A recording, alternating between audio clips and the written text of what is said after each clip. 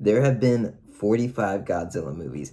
I've seen like 15 to 20. I've seen a lot of the Showa era, and then I think I've seen every American film, and then I've seen Shin Godzilla and Godzilla Minus One. But I love this movie.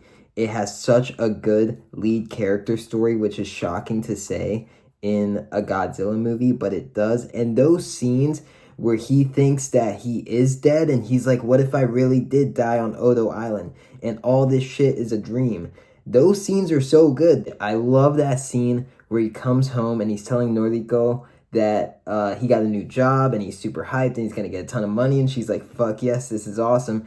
And then he tells her what it is, and it just turns into such a dark, sad scene because she's like, you can't kill yourself. And he's like, what else am I supposed to do? We can't even afford to feed the baby. And then the attack on Ginza is one of the greatest Godzilla scenes of all time. My only issue with this movie is how the fuck did Noriko survive when Godzilla did the breath and she went flying? How did she survive that at the end of the movie? I just thought that didn't make much sense. She goes fucking flying. But even when she did survive, that like black stuff on her neck, that just felt kind of cheesy to me. Like, oh, they're setting something up. Like, nah. I love the Godzilla movies that are giant monsters fighting each other and they're just fun the entire way through and funny.